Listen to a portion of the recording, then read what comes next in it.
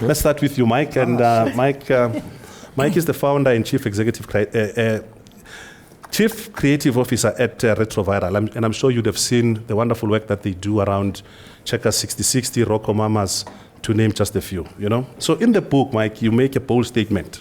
Quote, "We are not just in the business of entertainment and awareness, we are in the business of commercial transactions." Can you please expand and share your thoughts, particularly on the content that generates emotional connectedness and rationally drives the potential to create some form of action? Because this What's up, party people? We have the best jobs in the world. And look around, we all look so goddamn serious. The world is so heavy. I can't turn on social media anymore because I feel like I want to just disappear. The only thing giving me joy online at the moment is Por favor Montoya. Have we seen Montoya? If you haven't seen Montoya, please go get lost down that rabbit hole. It's a lot more entertaining than the serious stuff that we're dealing with.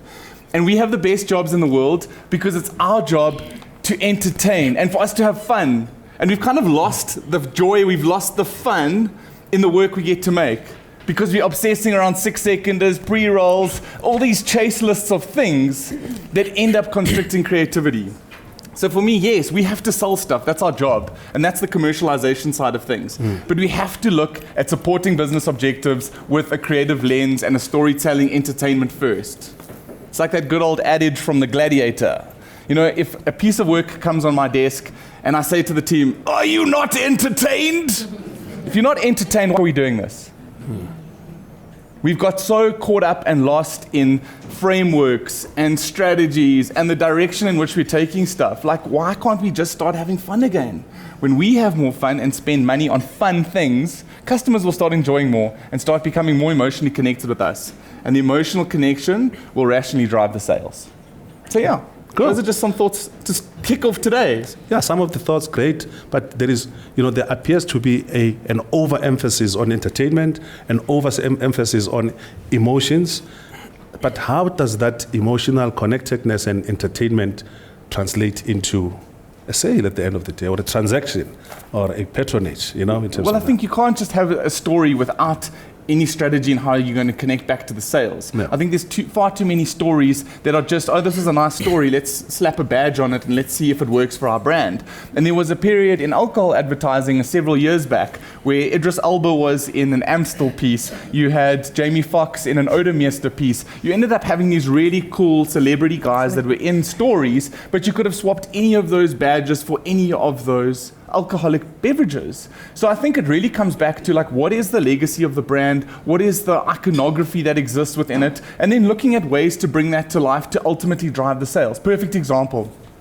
About a year and a half ago, when all of this like impactful stuff around the Springboks was happening, you know, nowadays brands are so lazy, they just hitch a cart onto existing trends. There are more than 50 plus sponsors around the Springboks. And if you think back to the France World Cup, every second commercial had Sia as the star in it. And you actually had more dominance around Sia's personal brand that you couldn't remember which thing or which product he was actually advertising. So for Castle Lager, we said, you guys have been the supporter of the box since the 90s.